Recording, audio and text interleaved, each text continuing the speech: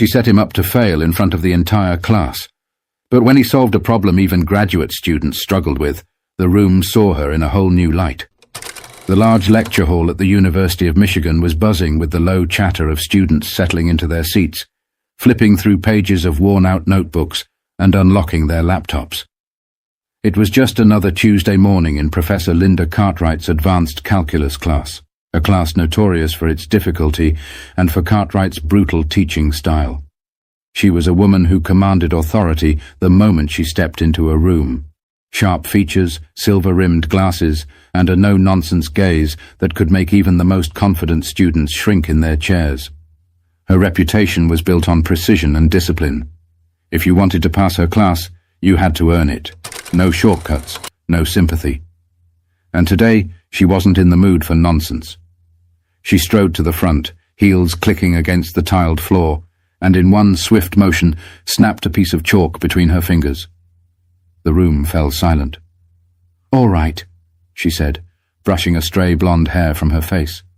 "Last lecture, we covered multivariable limits. Today, we push forward. Laplace transforms." She turned to the board and began writing. Long, intricate equations sprawled across the surface in neat, perfect script. Students scrambled to take notes, some already lost in the symbols, others pretending to understand. Cartwright thrived in this environment, the struggle, the pressure, the silent competition. She knew most students would flounder, and frankly, she preferred it that way. It reinforced the idea that only the truly gifted belonged in her world. At least, that's what she thought. Somewhere near the middle of the hall, one student sat quietly, tapping his pen against his notebook. He wasn't struggling. He wasn't panicking. If anything, he looked bored. His name was Daniel Reed. Tall, lean, and always dressed in a simple hoodie and jeans, Daniel wasn't the type to draw attention. He rarely spoke in class, never made a spectacle of himself. But beneath that quiet demeanor, his mind worked faster than most. Numbers, patterns, equations. They made sense to him in a way they didn't for others. He glanced at the board, eyes scanning the equation. Something was off. A small mistake. Just a minor one, but a mistake nonetheless. Daniel hesitated. He could let it go. No one else seemed to notice. But then again, if she caught the mistake later, she might double back and waste time correcting it. Before he could decide, another student raised a hand hesitantly. A girl in the front row. Professor Cartwright, I think there's an error in the second line," she asked, her voice uncertain. The professor turned slowly, arching a brow. "An error," she repeated, as if the very idea was offensive. She scanned the board, then smirked. "There is no error," she said flatly. The girl's face turned red and she quickly looked down, embarrassed. Daniel exhaled, shaking his head slightly. He hated this. The way some professors dismissed students, the way they acted as if they were beyond making mistakes. And before he could stop himself, his hand was in the air. "Actually," he said, his voice calm, "there is an error." A ripple went through the room. Heads turned. Cartwright's expression didn't change, but there was a flicker, just for a second, of irritation in her eyes. "Oh," she said, arms crossing. "Enlighten me." Daniel stood up, not out of arrogance, not to make a show of it. He just didn't like speaking from a seated position. "It's in the second step. You applied the transformation to the wrong term," he explained, pointing at the board. "The coefficient doesn't carry over that way. If you solve it using your method, the final answer doesn't match the expected result." Silence. Cartwright's jaw tensed. She turned back to the board, scanning her own work. And then, there it was, the mistake. Her grip on the chalk tightened. For a moment, Daniel thought she might just admit it and move on. But then her lips curled into a tight smile. "Well, Mr. Reed," she said, turning to face him, "since you seem so confident, why don't you come up here and show us the correct way?" A few students chuckled under their breath. Daniel could hear the unspoken message behind her words. She didn't want to acknowledge that he was right. She wanted to put him on the spot. make him hesitate, make him stumble. But that wasn't going to happen. Daniel set down his notebook, walked calmly to the front of the room, and took the chalk from her hand. He wasn't going to hesitate. But Professor Cartwright had no idea what she had just set in motion. Daniel stepped up to the board, chalk in hand. He could feel the weight of the room pressing in, the silent expectations, the professor's gaze drilling into his back, the quiet murmurs from students wondering if he was about to make a fool of himself. But he wasn't nervous. With smooth, deliberate strokes, he erased the incorrect part of the equation and rewrote it. His handwriting wasn't as neat as Cartwright's, but that didn't matter. What mattered was the numbers, and they lined up perfectly. He spoke as he worked, his voice even, casual. The mistake was in how the transform was applied. You carried the coefficient outside too early, which changed the integral limits. But if you solve it this way, it keeps the function intact. The room was silent, except for the soft scratch of chalk against the board. He finished the equation, set the chalk down, and stepped back. Then he turned. Professor Cartwright stood rigid, arms crossed, lips pressed together. She wasn't used to being corrected, especially not in front of a lecture hall full of students. Daniel could see it in her eyes. She wanted to dismiss him, brush it off, maybe even find a way to twist the situation so that she still looked right. Instead, she took a slow breath, nodding curtly. "Fine," she said. "You corrected it. Congratulations." Some students exchanged glances. That was it? No acknowledgement, no actual praise? Daniel didn't need it. He just returned to his seat, feeling the eyes of his classmates on him. Some were impressed. A few seemed irritated, probably the ones who thought he was showing off. But he wasn't. He just couldn't stand errors, especially ones that could have been avoided. Professor Cartwright turned back to the board, wiping away his work. "Let's move on," she said briskly. "Since Mr. Reed is so eager to contribute, I assume he won't mind another challenge." Daniel blinked. "Excuse me?" Cartwright was already writing again, this time a much longer equation. It sprawled across half the board, filled with integrals, limits, and a particularly tricky differential component. She finished the last symbol with a flourish and turned to face him. "Since you have such a keen eye," she said, "solve this." A few students shifted in their seats. Daniel stared at the equation. He knew exactly what she was doing. She wanted to make an example out of him. This wasn't a normal question, not for this level. The complexity alone made it clear. She didn't expect him to get it right. She expected him to hesitate, stumble over the steps, maybe get partway through before realizing he was in over his head. She wanted to prove that he wasn't as smart as he thought he was. Daniel exhaled through his nose. Fine. He stood again, walking back up to the board. A few students chuckled under their breath, clearly expecting him to struggle. Cartwright smirked, stepping back and folding her arms. "Take your time," she said. Daniel didn't need time. He picked up the chalk and started writing, not hesitating, not second-guessing, just solving. Every symbol, every number flowed from his mind to his hand effortlessly. He didn't even pause to think. His brain was already 5 steps ahead, visualizing the solution before his fingers had finished the previous line. The room grew quieter. The murmurs stopped. Professor Cartwright's smirk faded. Halfway through the equation, Daniel glanced at her. "I assume you want the solution in terms of exponentials instead of trigonometric functions." She didn't answer. He kept going. A few more steps, a few simplifications, and then... done. He underlined the final answer and turned around, casually setting the chalk back on the tray. Silence. A deep, consuming silence. Then, somewhere in the back, a single student let out a low whistle. Cartwright's expression was unreadable. She scanned his work, line by line, searching for an error. Anything she could use to dismiss it. There was nothing. He had solved it. Not just correctly, but elegantly. The solution was clean, efficient. A few students started whispering, a few others leaning forward, clearly realizing what just happened. Daniel crossed his arms. He wasn't smiling. He wasn't gloating.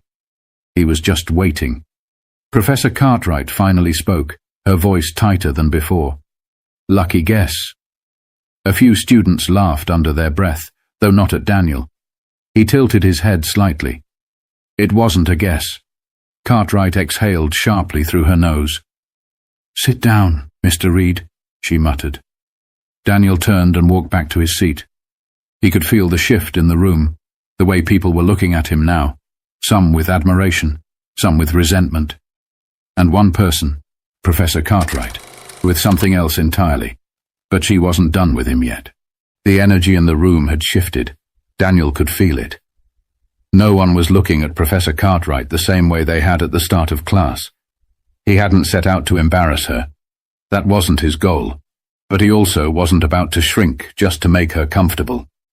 Cartwright turned back to the board, but she was gripping the chalk tighter now. She continued with the lecture, but her words lacked the same edge of authority they usually carried. Then, without warning, she stopped mid-sentence. She turned back to the class, scanning the rows of students, and then her gaze landed back on him.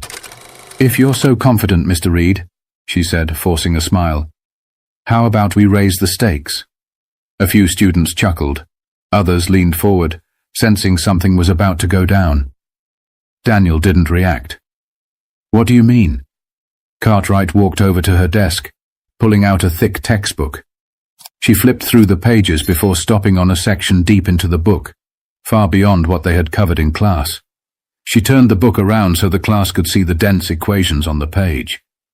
"This," she said, tapping a particularly intimidating problem, "is from an advanced graduate-level course, something I wouldn't expect any undergraduate to be able to solve."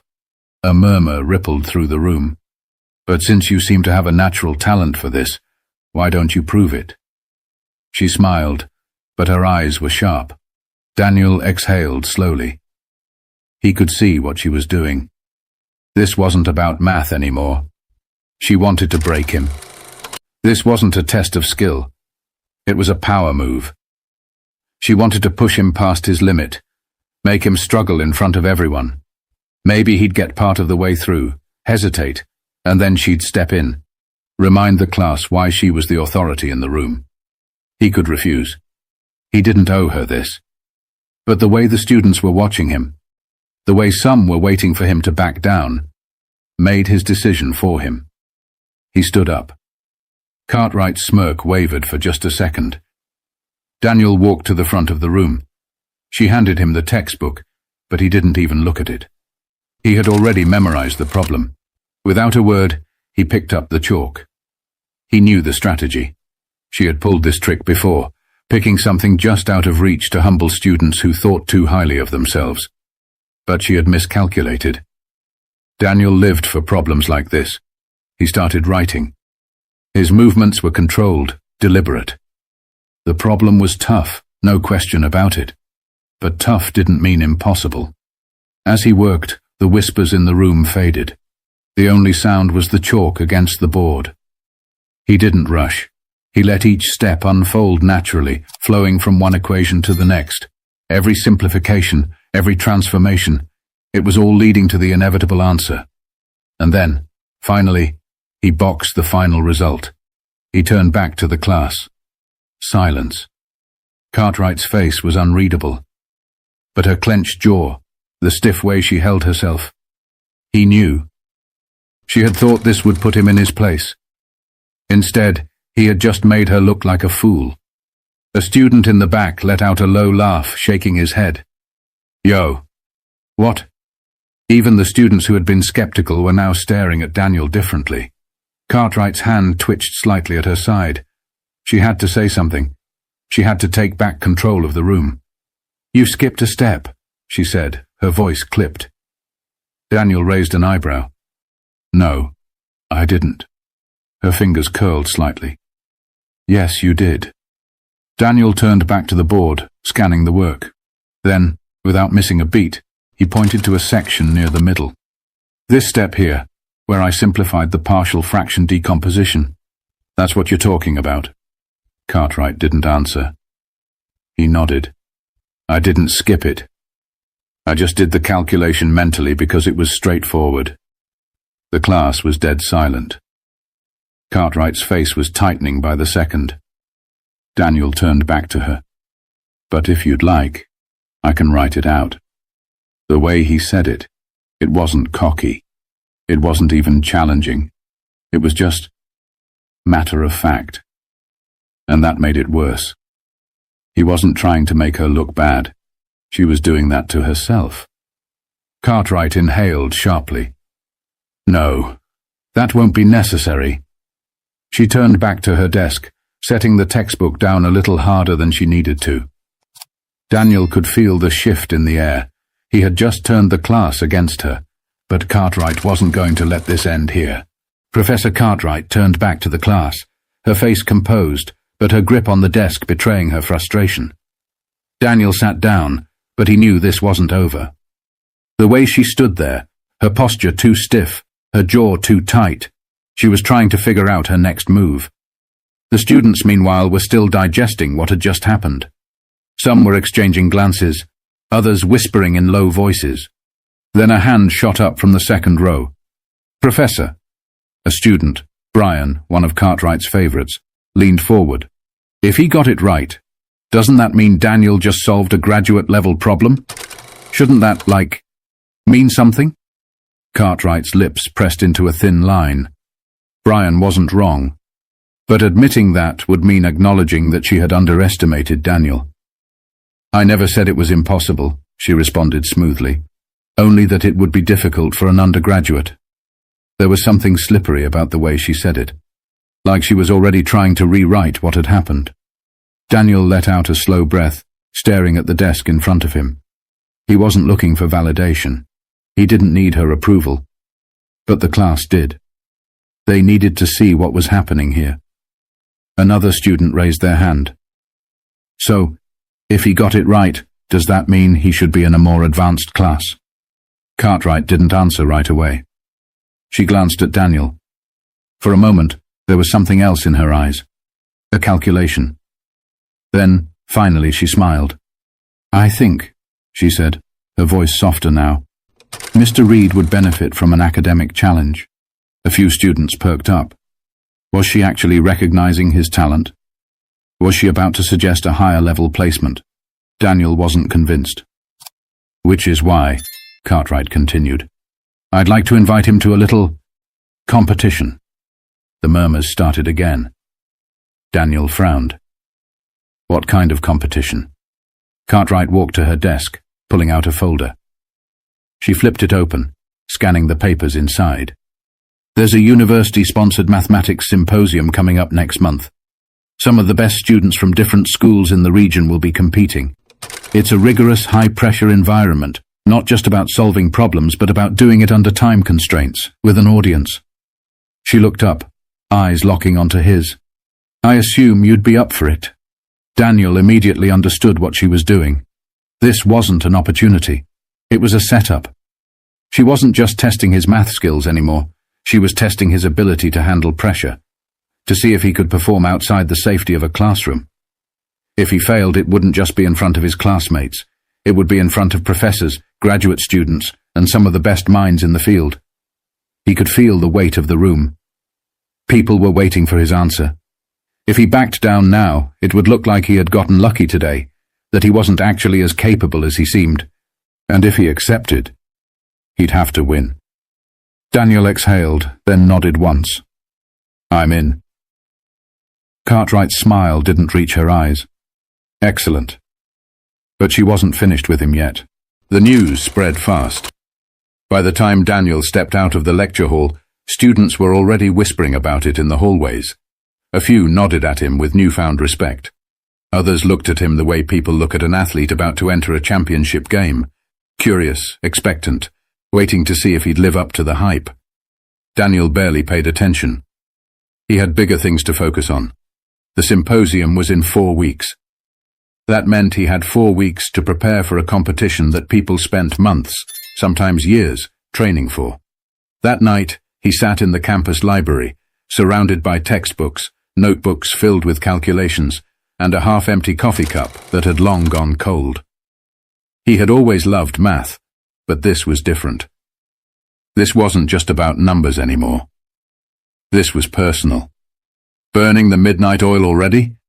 Daniel looked up to see Brian standing by his table, hands in his pockets. He shrugged.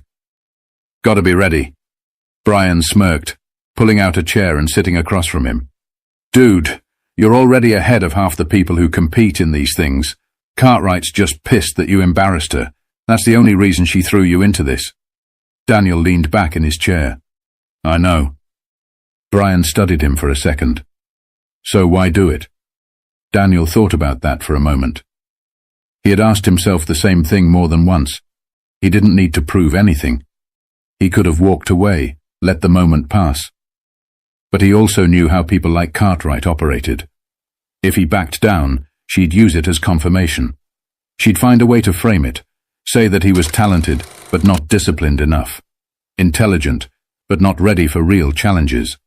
She would make sure that's what people remembered. Daniel wasn't going to let that happen. Because she expects me to lose, he finally said. And I want her to be wrong. Brian grinned. Now that I can respect. 4 weeks later, Daniel stood in a large auditorium-style lecture hall at the University of Pennsylvania, staring at the panel of judges and the long digital timer displayed above the stage. Competitors sat in assigned seats, their desks filled with scratch paper, pens, and one simple directive. Solve the problems faster and more accurately than everyone else. Professor Cartwright was in the audience.